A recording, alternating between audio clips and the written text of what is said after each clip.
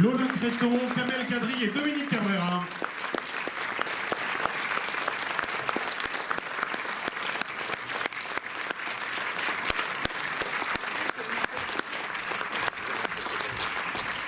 On va peut-être d'abord tout simplement commencer par savoir comment tu t'es intéressé à ce livre-là, puisque c'est une adaptation littéraire.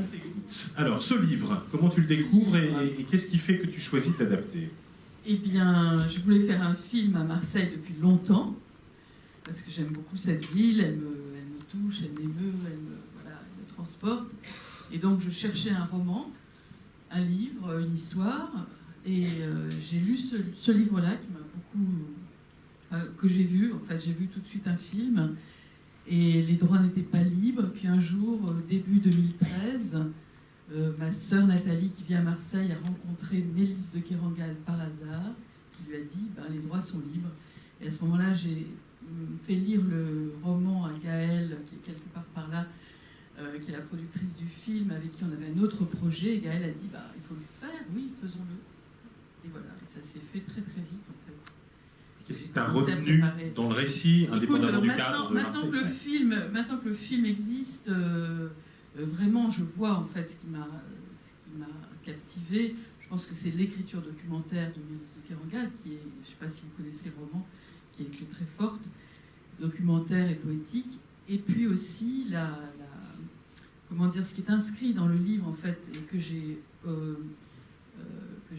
radicalisé en fait dans le film, c'est le fait qu'on filme ces jeunes des quartiers populaires au bord de la mer sur fond de ciel en fait, et que c'était ça en fait, le roman indiquait cette possibilité là, et maintenant je vois que c'est ce qui me plaisait en fait vraiment, et c'est sur cette voie que j'ai été, parce que je crois que c'est comme le fond d'un tableau en fait, et ça ennoblit, ça fait que les jeunes ne sont pas ramenés à un destin social, bien que, évidemment, le social existe dans le film, mais ils sont aussi ennoblis, transportés dans une dimension mythologique, en fait.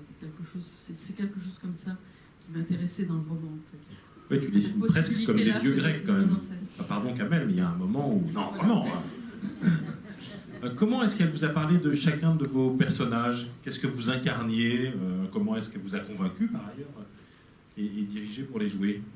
Ils étaient définis comment l'un et l'autre? Lola, d'abord. Moi, j'ai vu que tu essayais de te défiler. Donc. Oui,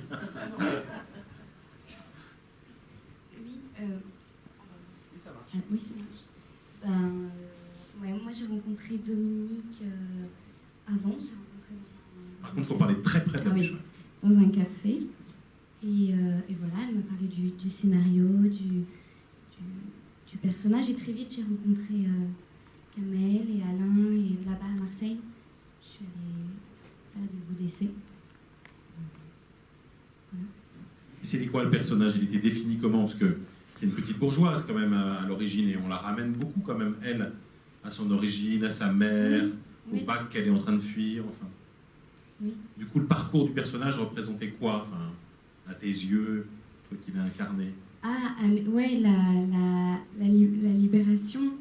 Puis, je sais pas, vous êtes... après, je sais pas.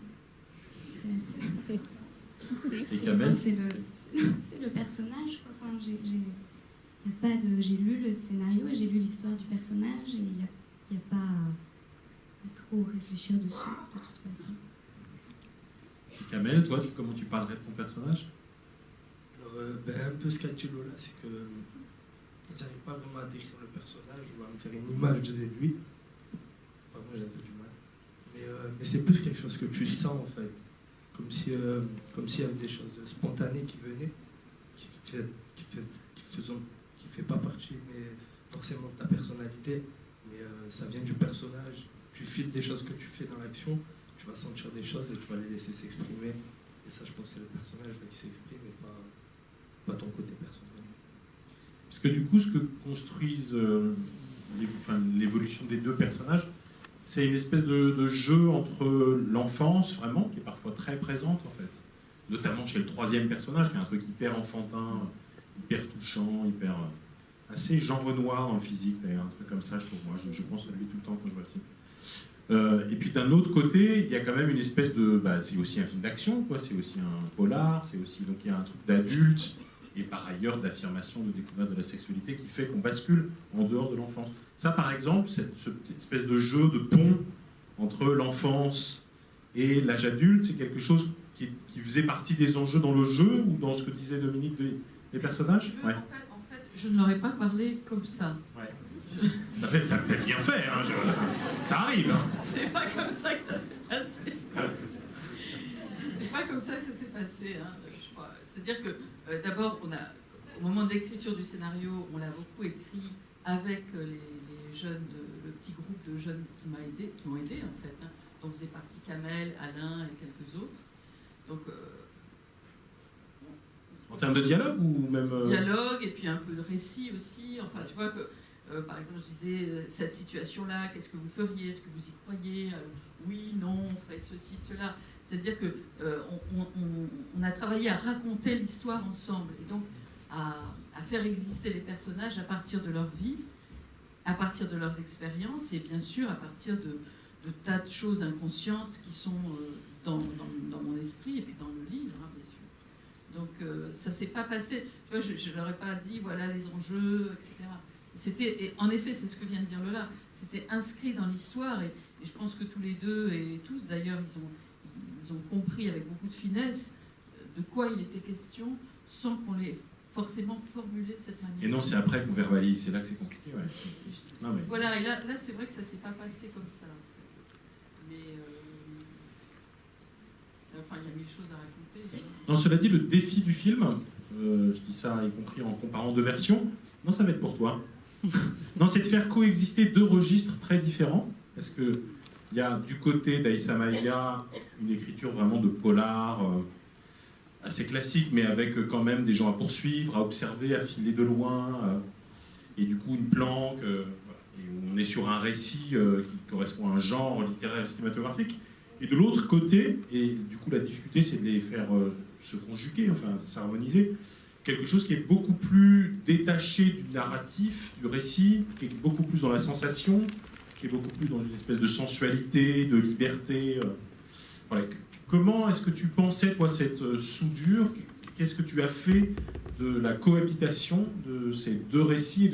C'est pas seulement deux récits, c'est vraiment deux rapports différents à l'image, à la lumière, à la musique. Enfin, le pari du film, c'est de se dire que ça va tenir ensemble et que l'une va éclairer l'autre, j'imagine.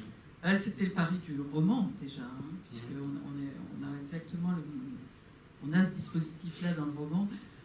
Écoute, je pense qu'en fait, il y a trop de choses à raconter là, parce que ça s'est passé par vagues, mais finalement, ce que je peux en dire au bout du compte, c'est que l'histoire policière, elle représente, au fond, la menace que la vie fait peser sur ces jeunes gens. Voilà. Et je crois que ce qu'on en a gardé, c'est cette idée de risque, de menace, de la mort plane, quoi. Voilà. Et j'ai essayé au montage, on a essayé de garder de cette histoire ce qui pourrait créer un cadre et qui permette une sorte de tension, en fait, qui, dans l'histoire, dans les séquences avec les jeunes gens, est plus diffuse, en fait. La tension, elle est moins là. Elle est là parce que les autres sont une menace. Et le renoncement d'Aïssa Maïga à la fin, du personnage que joue Aïssa, de les emprisonner, c'est ça, en fait. Hein, voilà, on les laisse libres, en fait. Oui, y compris parce qu'elle, du coup, ne s'est jamais formée à cette peur-là, à ce vertige-là, alors même qu'elle était celle qui, au début du film, disait la loi, disait que c'était dangereux, et on sent bien que finalement, si récit initiatique il y a, c'est aussi parce que elle apprend qu'elle aurait peut-être dû, elle aussi, sauter, affronter la peur, affronter le danger. Enfin, je ne pense pas qu'on puisse se former au vertige. Hein. Ah si, là, ça se travaille. Non, si. Je peux en parler. Tu sais, le vertige, c'est vraiment... Enfin bon, c'est une autre question, je ne sais pas si ça intéresse le spectateur, mais c'est vraiment quelque chose qui oui, c'est aussi une métaphore de la peur, vraiment. Il y a des policiers qui ont le vertige. Hein. Je ne pense pas que tous les policiers... Il y a dans la salle quelqu'un qui est au courant. Je ne pense pas que tous les policiers se forment au vertige. Non, mais c'est une métaphore du fait d'affronter les dangers.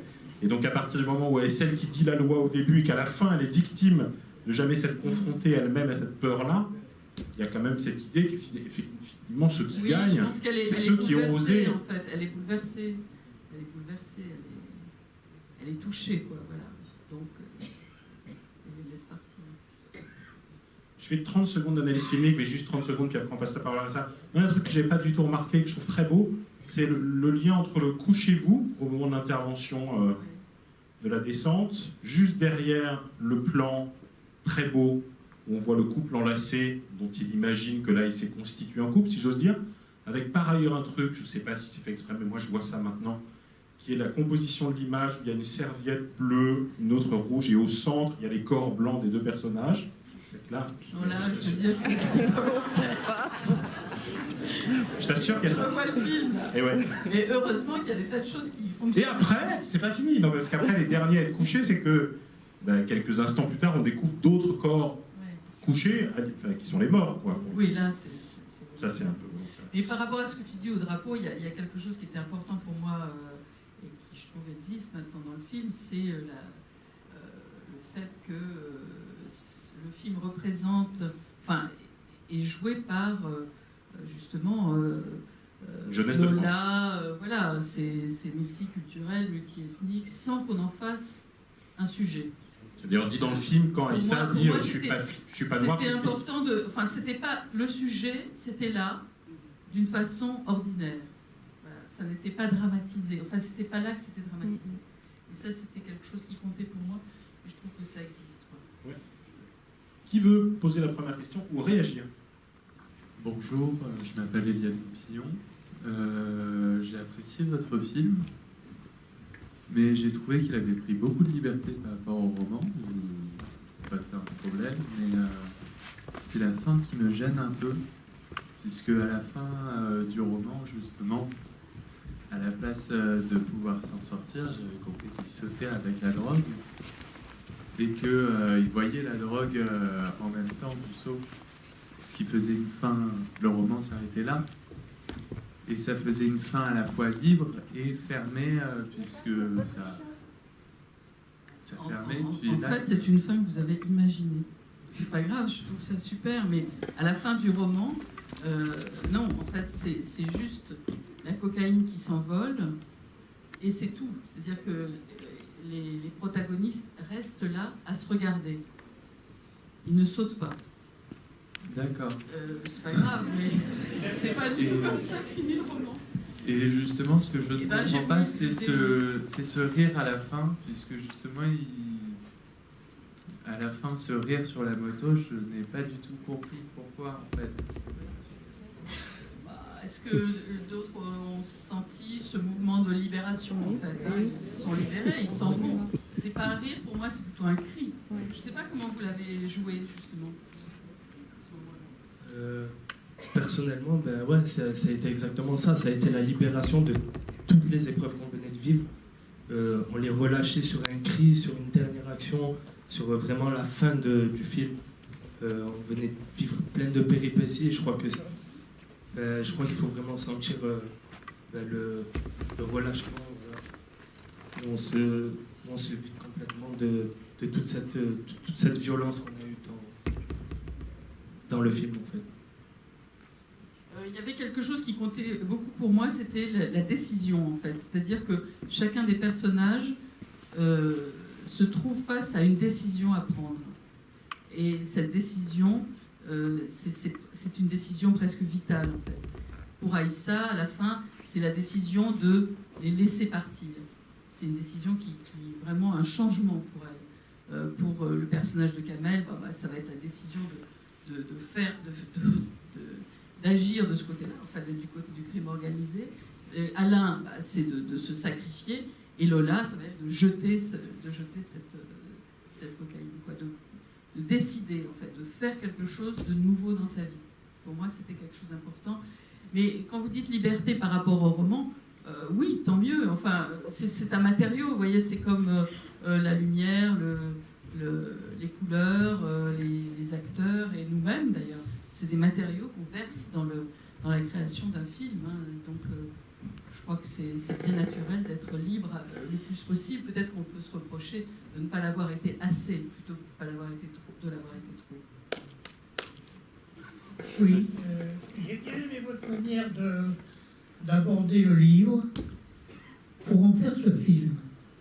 Et la manière dont vous avez discuté avec vos protagonistes. Ça m'a rappelé un petit cousin à moi qui est sculpteur sur bois. Et quand je le vois sculpter, il fait un peu ça. Il prend un bout de bois et en quelque sorte il discute avec. Alors qu'est-ce qu'on va faire tous les deux? Et d'un bout de bois quelconque, il vous fait quelque chose de magnifique. Et bien c'est ce que vous avez fait aussi. C'est un très beau film. J'aime beaucoup parce qu'il est en même temps très réaliste. Très réaliste.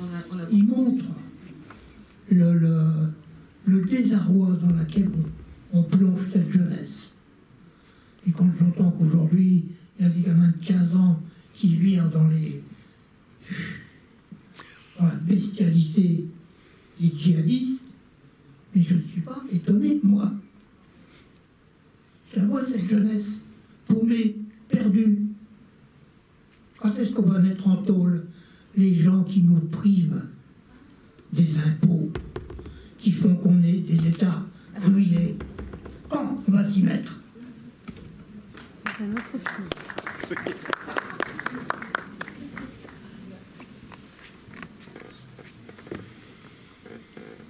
Oui, bonsoir.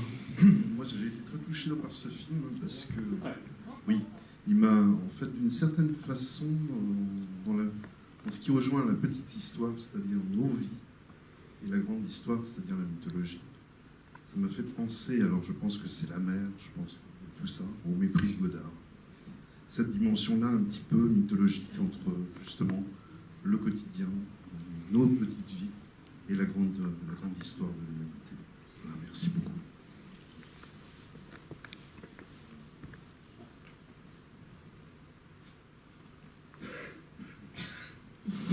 Merci beaucoup pour ce film qui résonne dans cette fragilité de la jeunesse où tout peut basculer et avec cette transposition de ces jeunes qui se mettent en danger, qui sautent et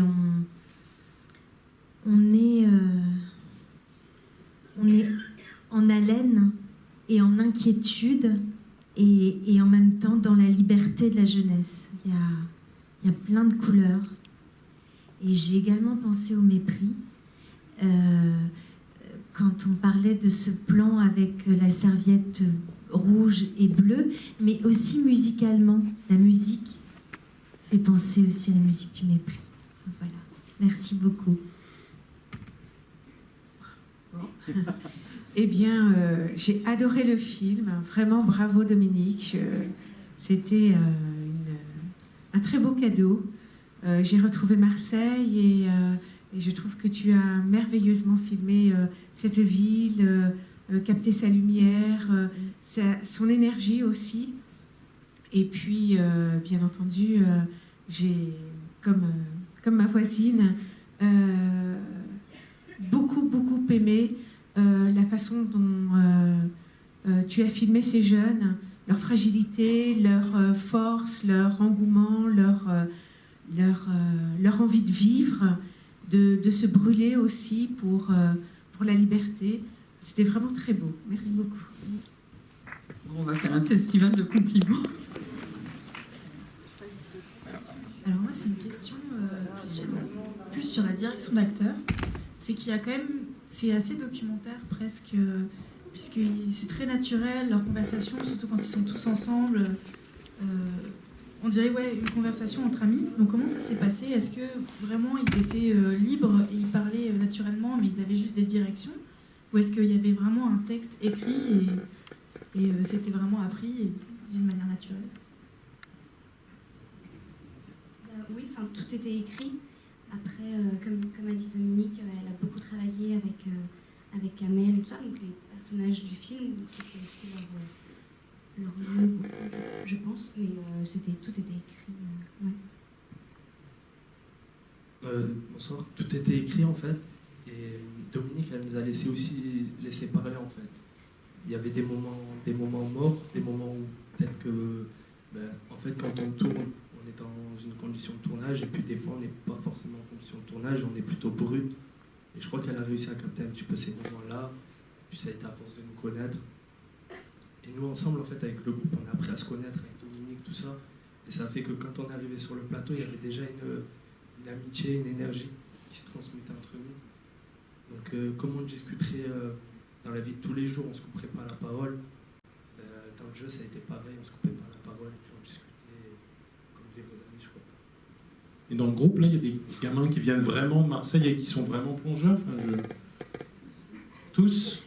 Parce que, en fait, si tu veux, l'idée c'était d'aller chercher des plongeurs et de travailler avec eux le film, en fait, la fiction. Et donc, on s'est rencontrés sur la corniche, et puis finalement, on a fait tout un groupe, et on a travaillé pendant, je sais pas, un an et demi, avec différents petits ateliers pour voilà, être à l'aise ensemble, quoi. Mais en fait, ce film qui donne, c'est peut-être celui de mes films qui donne le plus l'impression d'être spontané, est extrêmement élaboré, quoi. Isabelle, qui a fait l'image, qui doit être je ne sais où, pourrait peut-être en parler. Donc, caméra sur pied, des cadres, des prises, des plans. C'est pas du tout un film où on dit allez-y les gars, voilà le sujet, quoi. Vraiment, c'est le contraire, hein. C'est pas du tout c'est pas que je préfère une situation ou l'autre. Et là, il se trouve que c'était une situation de tournage extrêmement fictionnelle, en fait. Non, je sais pas trop quoi dire. Moi,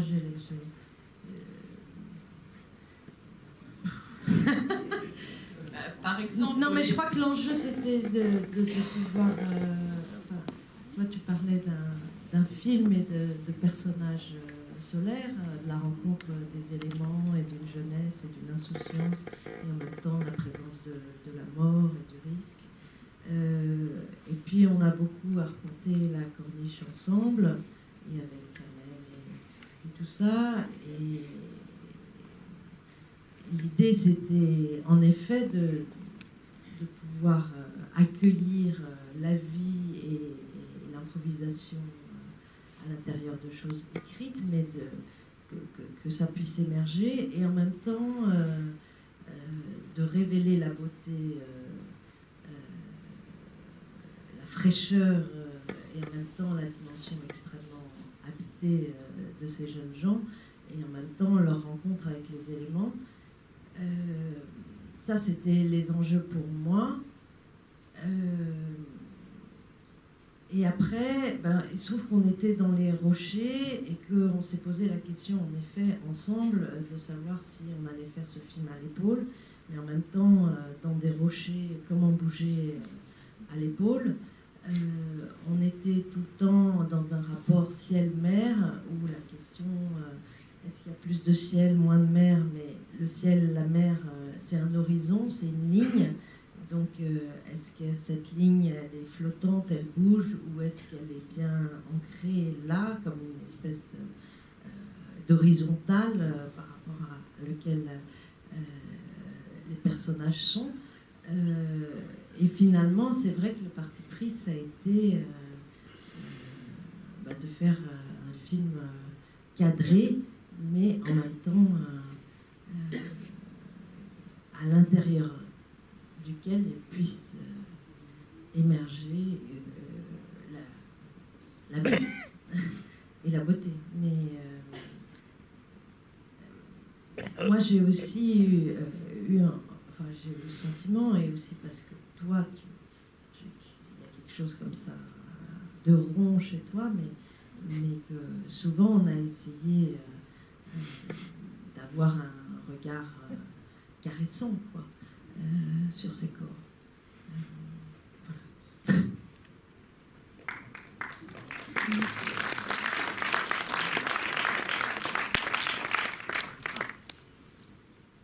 Leur beauté, en fait, je crois que vraiment, ce qui comptait tellement, c'était faire exister leur beauté, leur vitalité, d'abord. Parce que moi j'étais touchée par leur beauté, leur vitalité, Et puis aussi, je trouve que trop souvent, quand on fait des films sur des jeunes des quartiers populaires, on va mettre en avant autre chose, pour ne pas la qualifier. Et je trouve ça terrible. Et faux en plus. Faux, complètement stigmatisant par rapport à l'expérience que j'ai pu en avoir ou que n'importe qui peut en avoir. C'est-à-dire, tous les jeunes des quartiers populaires ne sont pas des délinquants. Et quand on regarde les films, on a cette impression. Même si être enrôlé dans le crime organisé fait malheureusement partie du destin promis à beaucoup, à cause de la défaillance du reste. Mais, je veux dire, non. C'est justement leur beauté, leur vitalité, la vie possible, l'innocence, elle est là, quoi. Il suffit de la regarder et de la filmer. Et c'est ce qu'on a voulu faire. Et c'était, on pourrait dire, c'était difficile, mais en même temps que c'était facile, parce qu'elle était là. Je veux dire, il suffisait de les regarder. Oui, moi je suis très sensible à ce que tu dis à l'instant sur ce que tu as voulu capter de la vulnérabilité ou de la liberté de ces corps et tout ça. Ça, c'est une chose que j'ai trouvée absolument magnifique. Et aussi, je rejoins ce que disait le monsieur au début sur le côté un peu mythologique, parce qu'on a l'impression que la présence de la mer, en effet, du ciel, et le fait que tous ces extérieurs sont très exaltants visuellement, porte ce que je sens que je crois que tu as voulu donner à voir de cette vulnérabilité des jeunes et en même temps de leur audace. Et c'est très beau, la métaphore du vertige et du saut dans la mer, qui est la menace réelle des corps à côté de la menace du crime. Mais moi, il y a une chose qui, pour le coup, c'est une réserve de ma part, mais peu importe si je suis le seul spectateur dans la salle à qui ça a donné une réserve, c'est que à côté de toute cette grande finesse très exaltée dans l'histoire des jeunes, je trouve que le prosaïsme de l'histoire des malfrats fonctionne pas du tout. C'est-à-dire que tout d'un coup, tu prends un ton extrêmement, vraiment au ras du crime ou au ras de ce que peuvent être des gens qui visiblement ne t'intéressent pas. Et du coup, je trouve que ça affaiblit le propos du film. Peut-être, je sais pas, ça c'est... Je sais pas si tu vois ce que je veux dire. Il y a quelque chose dans ta façon de filmer, par exemple, la scène au commissariat, qui m'a fait sourire parce que je ne trouvais pas crédible un instant que Kamel, enfin le personnage de Marco, puisse s'exprimer d'une façon aussi convenue tout d'un coup, alors que par ailleurs, il était aussi intéressant comme dans son personnage maritime. Je trouve pas qu'il s'exprime d'une façon... tout d'un coup, je ne sais pas comment te dire, la façon dont tout d'un coup... Mais c'est peut-être l'idée que tu as des malfrats, du commissariat. C'est tout ce qu'on voit dans les séries policières. Ah bah voilà, c'est ça. C'est-à-dire que, en fait, non, pas du tout. C'est pas du tout comme ça que ça se passe dans le film. Pas du tout. Peut-être que Philippe, qui a été notre conseiller policier, peut maintenant intervenir. Je demande le joker, Philippe.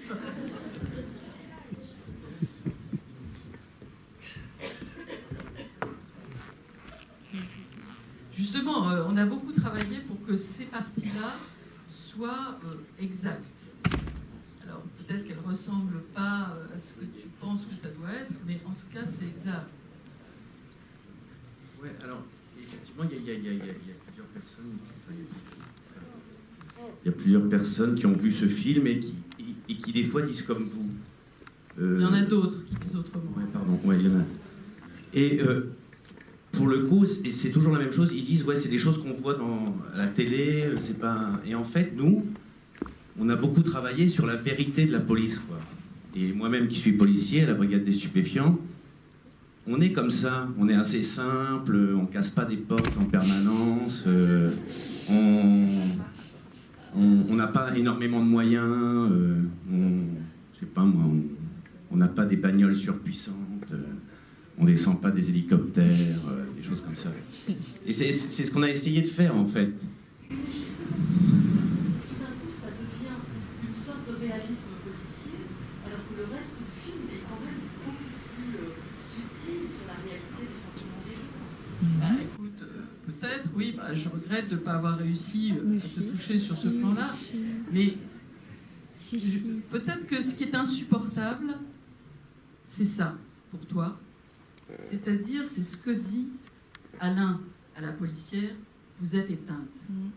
Et c'est peut-être ça qui est pénible pour certains, c'est de se voir adulte éteint. Face aux jeunes, c'est ce que j'ai voulu filmer. C'est ce que ça raconte. Pourquoi elle est si bouleversée, Aïssa, à la fin? Parce qu'il a touché juste. Il lui a dit, vous êtes éteinte, regardez-vous. Je suis désolée de faire preuve d'un peu d'agressivité, mais bon, je me défends. C'est ça. Si tu veux, ce que tu trouves, pas assez ceci, pas assez cela, c'est peut-être ça. C'est-à-dire qu'en effet, c'est ce que j'ai voulu faire, les cadres, etc. C'est ce qu'on a essayé de faire, c'est-à-dire que les adultes, dans le film, ils ont été mangés par le système. D'accord? Et c'est peut-être ça qui est pénible à voir. C'est ce qu'on a voulu raconter. C'est ce qu'on a voulu raconter. Ils sont éteints. Ils sont éteints. Et à la fin, Aïssa, peut-être qu'elle a une chance de ne plus l'être. En tout cas, elle se laisse bouleverser à nouveau, quoi. Bonsoir, je m'appelle Xavier, je suis là au milieu, ici. Bonjour. Je voulais simplement porter ma voix aux compliments. Vous me pardonnerez de faire deux compliments. Le premier, c'est que ce film témoigne d'une subtilité, d'une intelligence que je crois même Truffaut, dans Jules et Jim, n'avait pas réussi à faire dans ce rapport à trois incroyable que vous avez réussi à mettre en œuvre.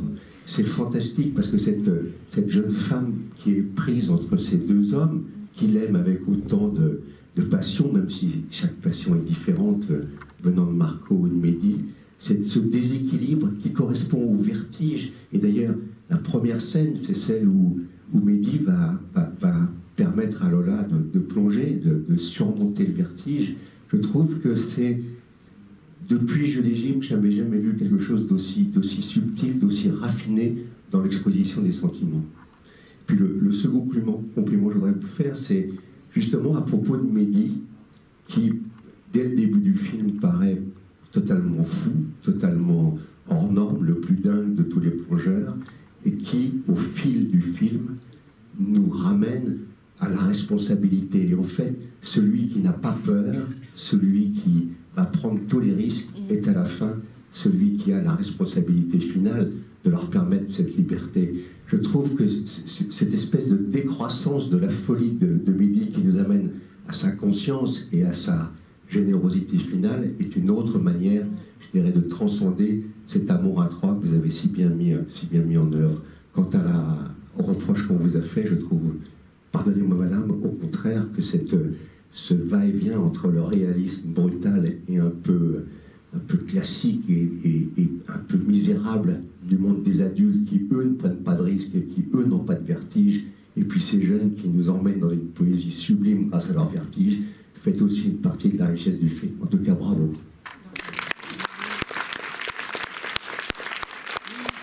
C'est celui qui aime le plus, c'est celui qui aime le plus qui perd tout. C'est ce qu'on voulait raconter. Bonsoir, je voudrais juste poser une petite question. Comme vous avez travaillé avec des comédiens professionnels et des comédiens amateurs, c'est comment on gère l'après-film avec des comédiens qui ont joué un temps la comédie et qui peut-être vont retourner à leur vie de tous les jours, Dominique? Est-ce que vous pouvez nous dire un mot là-dessus? Alors là, on a une comédienne qui est engagée sur la voie de la comédie, Lola. À côté, je crois que vous avez envie de faire du cinéma, ou vous en avez déjà fait, vous allez continuer, peut-être? J'ai eu la chance d'avoir quelques expériences dans d'autres voilà. projets. Et vos copains marseillais, ceux avec qui vous êtes liés d'amitié autour de ce film, qu'est-ce qu'ils deviennent? Est-ce que c'est une aventure qui s'arrête là pour eux? Alors, merci. Comment on gère ça après eux. Et, alors en fait, il y en a quelques-uns qui ont intégré des troupes de théâtre. Si vous voulez, ils ne sont pas forcément dans le cinéma, mais le film Corniche Kennedy leur a apporté quelque chose qui a fait que ils se sont engagés. Donc comme on en a une qui a intégré une troupe de théâtre, quelqu'un d'autre qui continue à faire des plateaux de tournage, et puis après il faut continuer de se téléphoner, prendre des nouvelles. Et Dominique, comment moi j'ai essayé d'être très très claire avec les uns et les autres, en bien mettant l'accent sur le fait que c'était une expérience dans la vie, en fait, hein, et que c'était pas une formation pour devenir acteur. Après, en fait, tout le monde n'a pas envie d'être acteur, quoi. C'est Alain, par exemple, Alain qui joue Mehdi, là, quand je l'ai revu il n'y a pas longtemps à Marseille, au fond, ce qu'Alain disait, après, ça ne veut pas dire qu'il ne deviendra peut-être pas acteur, parce qu'il a il est incroyable de poésie. Mais en tout cas, là, ce qu'il disait, c'est que lui, ce qu'il avait envie de faire, c'était de porter des choses, de travailler, quoi. Pas forcément d'avoir la vie d'acteur, c'est très particulier, la vie d'acteur. Voilà, après, c'est pas à moi de gérer leur vie. Je veux dire, c'est des jeunes gens adultes. Voilà, on prend des nouvelles. Quand on peut organiser des rencontres, on le fait, etc. On était ensemble quand on a montré le film à Marseille. Enfin, il y a aussi des tas de possibilités, sans forcément être dans une filière comme ça professionnelle, de garder des liens. Moi, j'imaginais très bien, par exemple, par rapport à Alain, faire un autre film avec lui, s'il le souhaite, je sais pas, dans 5 ans, 10 ans, et il aurait continué sa vie. Je lui parlais de l'acteur de Robert Guédiguian qui a été infirmier peut-être toute sa vie ou très longtemps. Voilà, en lui expliquant que c'était une possibilité aussi. Gérard Mélan. Voilà, Gérard Mélan. Enfin, vous comprenez, quoi. Pourquoi pas? Enfin, il y a tellement de choses possibles. Pourquoi se fermer comme ça des portes? Oui, moi j'ai beaucoup apprécié votre film, entre autres, parce que je trouve que c'est un très très beau film sur la sensualité de la jeunesse. Et pour une fois, justement, on n'a pas besoin d'avoir la scène sur la sexualité, tout est dans la sensualité. Et je trouve que c'est très beau, justement, de ne pas tout montrer. Et il y a autre chose qui m'a beaucoup marqué, en fait, c'est le rapport qu'il y a, je trouve, entre les personnages et Marseille. Parce que Marseille est un personnage à part entière dans votre film. Et là aussi, on n'est pas dans le cliché, on n'est pas... enfin bon, évidemment, il y a la pègre, le flic, etc. Mais ça n'empêche que je trouve que c'est une ville qui a des côtés très policés, forcément complètement sauvages, parce que la nature est là partout, que je ne connais pas d'autres villes, enfin en tout cas en France comme ça, et que les jeunes sont vraiment, je sais pas, ils font complètement corps avec cette ville, ils ressemblent à cette ville. Et voilà, vous disiez au début que vous aviez envie de venir filmer à Marseille, c'était pourquoi? C'est parce que la lumière y est belle, ou parce que vous aimiez cette ville, ou... Pourquoi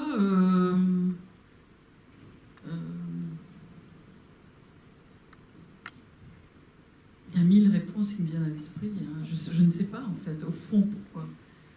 Peut-être un peu pour ce que vous dites, pour cette impression de polyphonie, en fait. Voilà, il y a beaucoup de sons, il y a beaucoup de lumière, il y a beaucoup de quartiers, il y a beaucoup de visages, il y a de la liberté, il y a de la contrainte, il y a de la peur,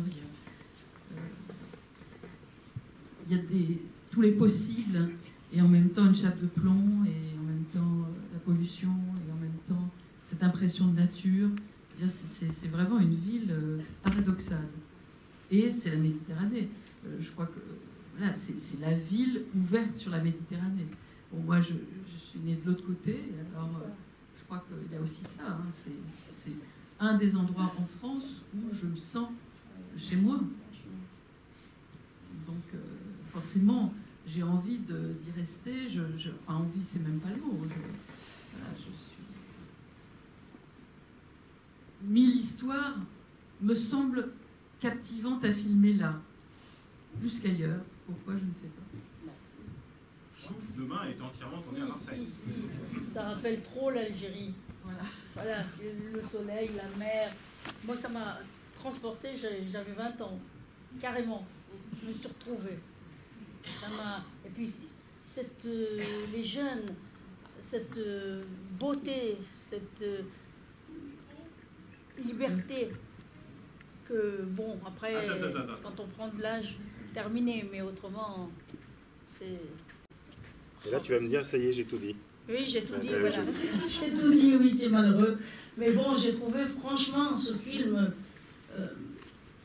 plein d'espoir, parce que finalement, les jeunes, au lieu de penser à autre chose, comme ils ont dit, ils peuvent très bien tourner, faire du théâtre, s'occuper après cette présence au cinéma, là. si peu, mais bon, ça peut leur donner des envies. Mais c'était une expérience dans la vie, en fait. C'était pas forcément une formation professionnelle. Oui, non, c'était mais... une expérience dans la vie. On peut faire un voyage, être heureux sans devenir agent de voyage. Oui, c'est bien. Et on aura, Franchement, moi, on aura accumulé m'a l'expérience vraiment touché. ensemble. Touche le soleil, la mer et le tableau dans lequel ça a été fait, c'était magnifique. Bravo. Merci. Franchement. On en prend encore 3 parce qu'après il y a un buffet méditerranéen quand même. Merci. Super, on voit alors la lumière. Merci pour ce film. Je connais très mal Marseille. Je suis allée qu'à un seul des endroits et là j'ai découvert une ville que j'ai envie de voir en vrai et de retourner peut-être sur cette corniche, sur ces endroits que je connais pas du tout.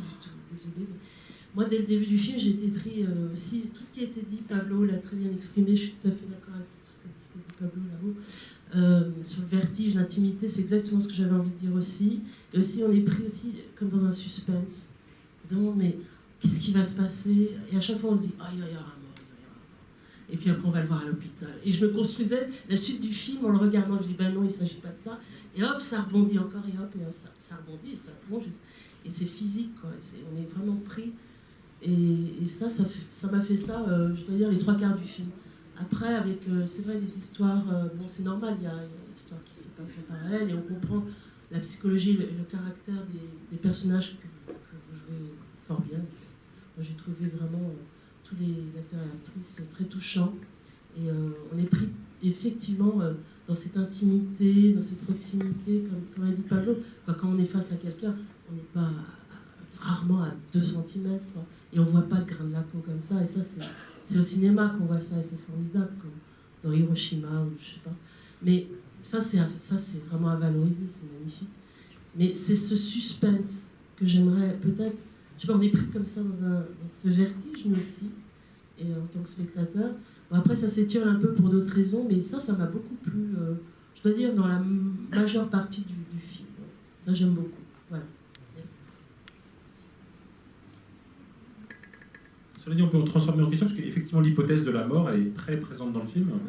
Sauf que l'audace du film, c'est précisément de ne pas la représenter du tout. Enfin, si, il y en a, mais pas à cause du plongeon, quoi.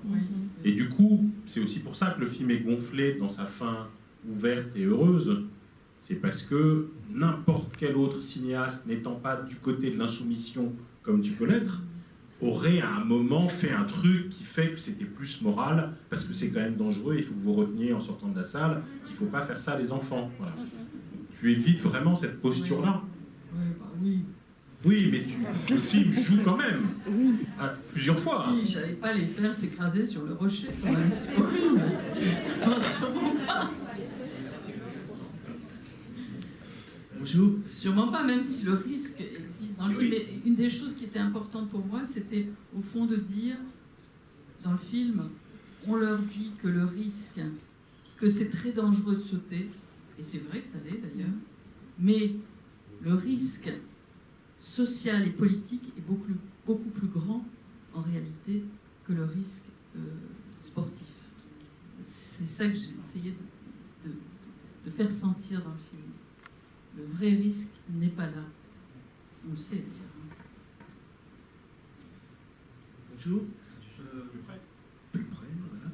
Donc, c'est un film effectivement qui mélange la cité, la ville, c'est une grosse ville, et puis la mer, c'est atmosphérique, on va dire. J'ai l'impression que ça n'y paraît pas, mais c'est un film compliqué au tournage, avec des voitures qui passent, avec le bruit de la mer, avec et le son est très beau d'ailleurs, le son est magnifique. Exactement, d'ailleurs, les responsables sont là.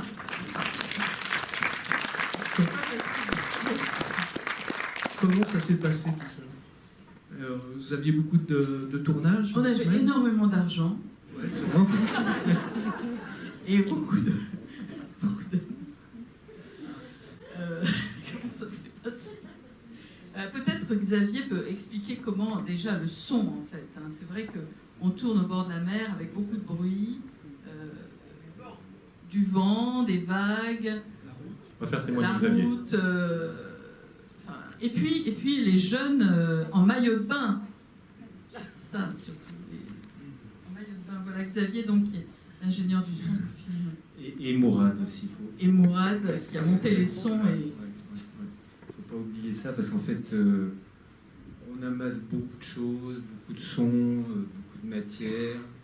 Et puis après, ça passe dans des mains et c'est écouté par bon, la monteuse, Sophie, et puis Mourad qui travaille derrière. Et moi, je pense que c'est aussi grâce à tout ça, enfin, je ne vais pas me défiler, mais nous, on essaye au tournage de faire le maximum, mais honnêtement, il y a quand même beaucoup de choses qui sont moins bien et qu'il faut rattraper. Et grâce à tout ce travail-là, et Dominique qui a une écoute et une oreille très très fine, fait ça, quoi, hein. De la même manière qu'il y a des plans qui sont parfois flous et mal cadrés, ça peut arriver, et il y a des sons qui sont pas bien, mais il y en a de bien, et puis il faut savoir les trouver, quoi. Et quand c'est en adéquation, c'est grâce aux acteurs aussi qui donnent leur voix et leur une disposition à être avec la technique, quand on est aussi là à leur dire, là, il faut être peut-être un petit peu plus timbré, un peu plus... Et voilà, et ils le font, et c'est formidable. Il y a beaucoup de travail, je pense, de leur côté, hein, je pense, avec Dominique, lorsque vous avez préparé le film, vous avez beaucoup travaillé. Ils ont des belles voix, ils ont des voix superbes. C'est ça qui est important aussi. Et Mourad, qui... J'ai pas voulu parler technique, moi je vais parler un peu de technique, parce que un tournage comme ça, où énormément de choses sont tournées, où les acteurs sont en maillot de bain, donc ça interdit d'avoir des micro-cravates, donc tout se fait à la perche, et donc selon la focale de la caméra, le micro est plus ou moins distant, donc c'est une galère à laquelle j'ai dû faire face, et il a mis des petits micros planqués par-ci par-là, je m'en suis servi, il a fait une prise de son géniale, Xavier, et grâce à la prise de son qu'a fait Xavier, on a pu faire ce qu'on a fait derrière, parce que s'il n'y a pas la matière, derrière, on ne fait rien. Voilà, c'est juste ce que je voulais dire.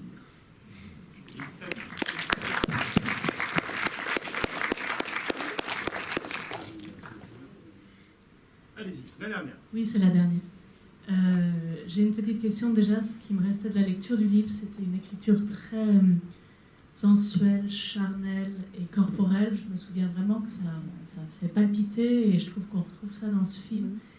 Et j'avais une question particulièrement pour les comédiens, parce que je voudrais qu'ils nous parlent de leur expérience de l'envol quand même. Parce que c'est pas rien comme tournage, j'imagine, notamment quand on n'est pas plongeur. Enfin, je crois pas que Lola Créton soit plongeuse à la base. Bah si, en fait.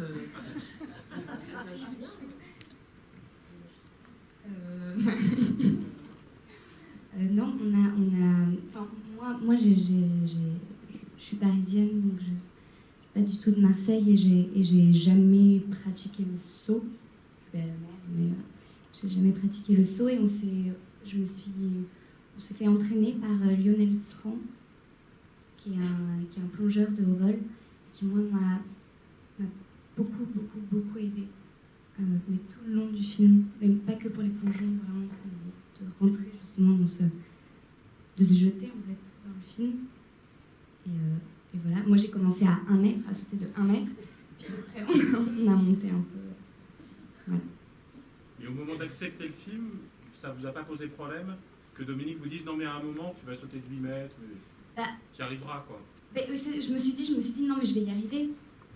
Et j'y suis arrivée, mais quand je suis arrivée quand même à 1 mètre, déjà, ça allait pas du tout. Enfin, et je me suis dit, est-ce que vraiment je vais y arriver en fait?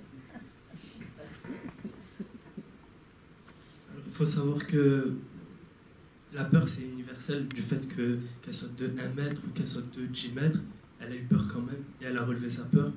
Et je crois que c'était vraiment un partage un peu comme ça, du fait qu'elle est venue, elle était déjà actrice, mais elle s'est essayée avec nous à sauter, et elle est allée jusqu'au bout. Et nous, on était plutôt plongeurs, et qui jouaient pas de film.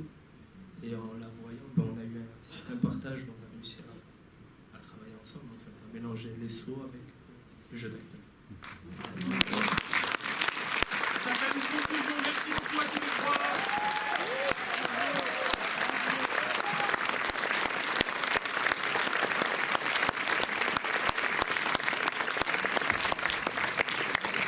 Et à demain pour une autre vision de Marseille. Chouf.